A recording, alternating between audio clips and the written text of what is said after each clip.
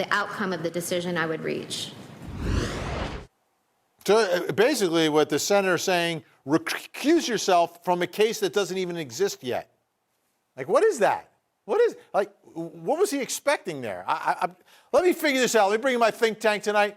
Joining us from Gilbert, Arizona, trial attorney Byron Brown is with us, and in Long Beach, California, civil rights attorney Joseph Lowe. Great to have you both here. What am I missing here, Byron? Recusal is you've got some sort of a conflict of interest. Let's start here. The case doesn't even exist yet. It doesn't exist. How can you recuse yourself from a case that doesn't even exist?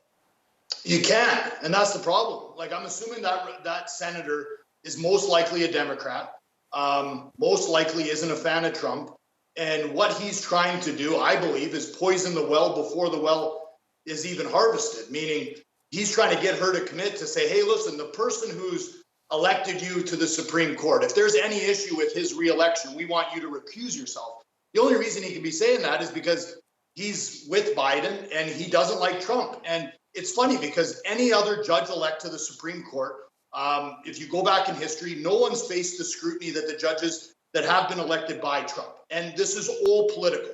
Judge Coney Barrett is sticking to her morals and her ethics, and I love it. She's not getting angry, and she's answering everything very politely, and she's answering it correctly. You can't recuse yourself for something where you don't even know the facts or circumstances involved. She doesn't know the law, and she'd be doing a disservice to her sister and brethren who are already in the Supreme Court, because part of that, as she articulated, is counseling with them and seeing what their opinion is. And the idea is we put all of these Supreme Justices together and they make a decision about whether someone should be recused or not. And we need to trust the process. This, backyard politics, I want to call it, is confusing everything. And I believe Judge Barrett is someone that should be in the Supreme Court. And I think the answers to all her questions are very polite and very on point.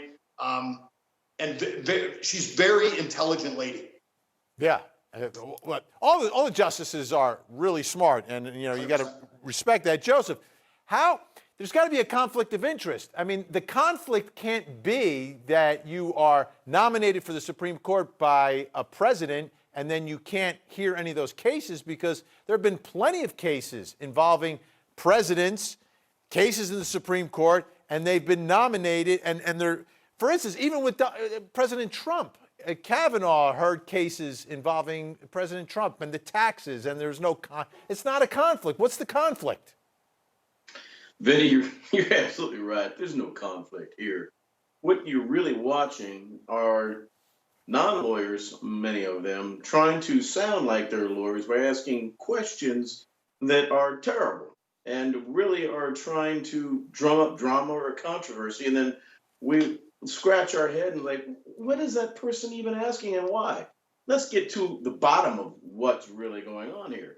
That senator should have asked the following question. He should have said, if President Trump files some sort of motion to stay in power, because many people believe even if he's not reelected, he's not going anywhere, if that does come to you, will you please step down and not weigh in on it since he just put you on the court?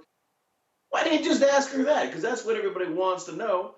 And what would she have said to that? Well, gosh, I don't know. Plenty of other Supreme Court justices have had similar type conflicts or along the same analysis, and they were able to stay. So her answers are fair and right without being biased. It's because she's saying, look, you were asking me a ridiculous question that I do not have enough facts on, and I'm supposed to analyze those facts and apply them to the law as a justice, and you're asking me not to do that just to say okay or no. That's just ridiculous.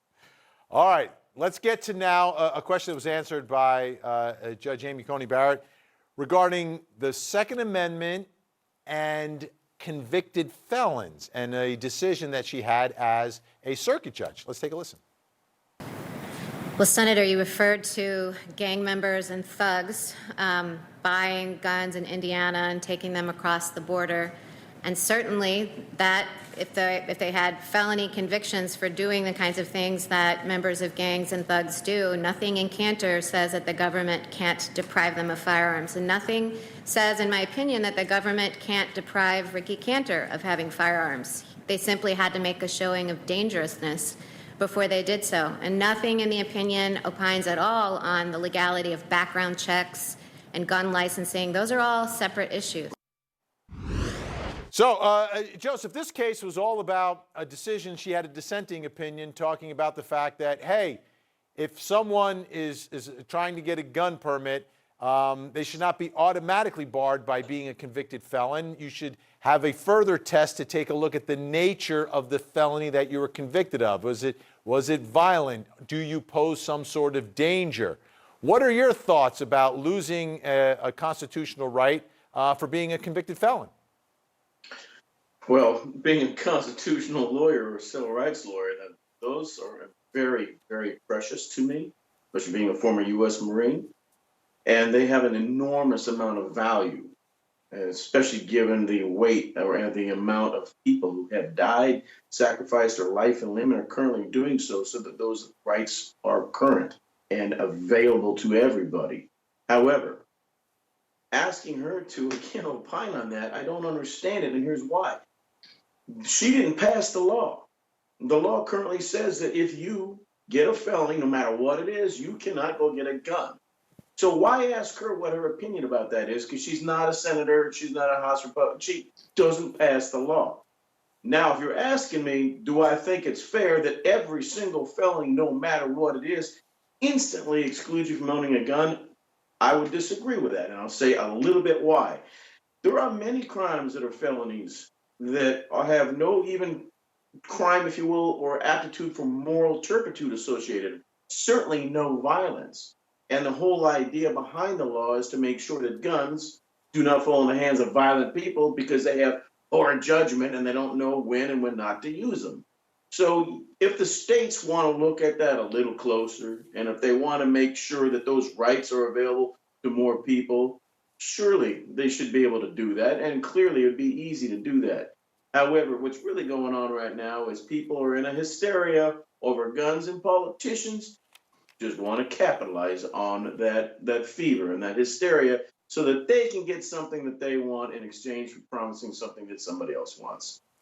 Byron, what do you think about convicted felons? Automatic, you should not have the right to own a gun, or should there be a further test to take a look at the nature of the felony that you were convicted of? Yeah, this line of questioning that Judge Barrett is facing reminds me a lot of voir dire. When you're asking juries about their biases and prejudices about whether they can keep an open mind and serve on a jury. And whenever I do that, you ultimately have jurors that are kind of like, you're asking a question in a vacuum without further context. And it's really hard for people to answer those questions. So when these questions come up to Judge Barrett, I think she's doing as good a job as she can. And that's why she's almost adding things in before she answers the question, because ask any lawyer a question and they're going to go, it depends. It depends on the facts. It depends on the parties. It depends on all the facts and circumstances that are particular to that certain case. And so I think she's doing a good job. I do not believe that guns should be banned automatically for every felon, just like anything in the law. I think what we should do is you should take it with a grain of salt. You should look at the facts and circumstances, which I think is what she's saying almost in every question. And then based upon those facts and circumstances, is the person a threat or a danger to society? If it finds that they are, then I think the law is great. Then in that circumstance, the felon shouldn't have a gun. But there has to be a hearing. There has to be some evidence presented for a judge to make a decision. So I think that what the senators are doing, I get it. You got to ask your questions, but you can't ask questions that are in a vacuum without context, because it's just not fair to the person you're asking questions. Interesting question today, and answer from the judge involving George Floyd. Let's take a listen. Have you seen the George Floyd video? I have. What impact did it have on you? Senator, as you might imagine, given that I have 2 black children, that was very, very personal for my family. Jesse was with the boys on a camping trip out in South Dakota, so I was there, and my 17-year-old daughter, Vivian, who's adopted from Haiti, all of this was erupting. It was very difficult for her. We wept together.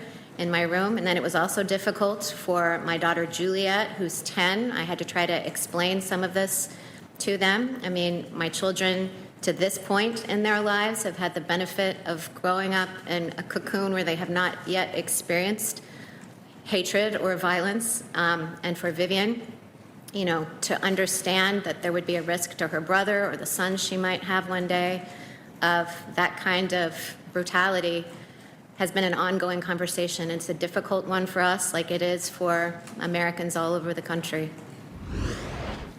A different question there, Byron. I mean, and you got a different insight into the judge there. Yeah, a solemn response. I don't know anybody. You hear that response, and as a parent with children and having conversations with them over these topics, especially knowing that her children are African American and that they're adopted, that brings some humanity to her in these questions. This is the first time I heard a question where you kind of got some insight into who really Judge Amy Coney Barrett is. And I think she did a good job with that question. It's hard to be mad at that answer. If you are mad at that answer, then look in the mirror because you're the problem.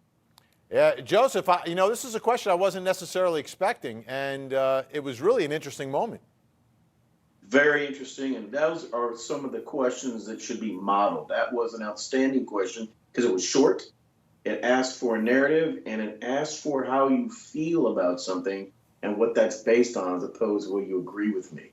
And in that moment, you truly got an idea of what that person has been through, their life experience, what influences their decisions. That is another thing that we also do during jury selection. That was an excellent question and an excellent moment, and I actually learned something from it. Absolutely. All right. And to Joseph, go ahead. Sorry to interrupt you, Vinny, but to Joseph's point, that's exactly what I think we all want to see. You want to see who Judge Coney Barrett is, and not all these other questions that obviously have political motives behind it, but let's find out who she is. That's what the whole process is, I thought. Instead, I feel like it's a witch hunt. Absolutely. All right. When we come back, a professor